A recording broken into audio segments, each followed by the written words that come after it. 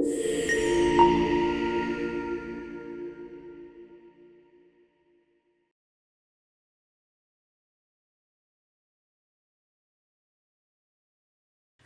Moran, Ranking Member Blumenthal, and committee members, thank you for the opportunity to discuss the OIG's oversight of VA's community care network contracts.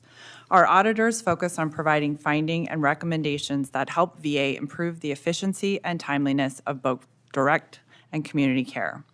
Our healthcare inspectors work to elevate the quality of that healthcare and increase patient safety, while our investigators leverage data analytics to prevent and stop healthcare fraud and related crimes.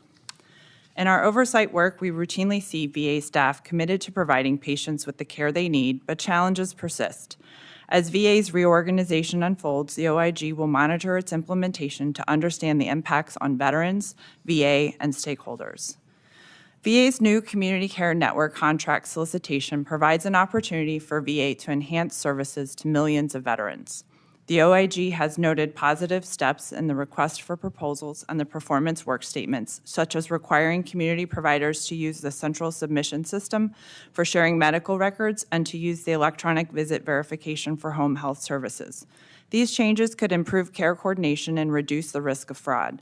VA must remain vigilant to these new contracts to prevent the recurrence of risks previously addressed through implementation of our recommendations. The OIG reports have highlighted 4 general challenges in community care program management.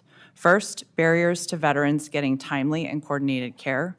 Second, inadequate visibility over the resolution of quality care concerns. Third, workforce gaps and lack of VHA management controls. And lastly, outdated and incomplete financial systems and data impede effective payment management. Our work has identified risks to the quality and continuity of veteran care through VA's current TPA contracts. For instance, the TPAs are required to ensure the community care providers send patient records back to VA. However, this was not enforced. Also, the contract performance metrics do not do enough to help VA track where there is a lack of qualified community providers in needed specialties. Further, IT solutions could resolve delays and barriers to getting VA patients additional community care services identified after the initial VA referral. It is critical that the next generation contracts have actionable steps to move beyond faxes and flawed portals for sharing records, and also create measures and reliable tools to address these and other identified problems. Regarding opioid prescriptions, Congress laid out specific guidelines for community care providers to follow. TPAs must ensure providers adhere to VA's opioid safety guidelines and conduct checks of state prescription drug monitoring programs. The OIG has identified previous noncompliance that warrants ongoing monitoring. VHA must intensify oversight of the TPAs regarding the adequacy of community care provider networks, which we have sometimes found do not fully meet veterans' needs or demand. Our previous work has also identified overpayments to TPAs or non-adherence to fee schedules and inconsistencies between the TPA contracted billing structures.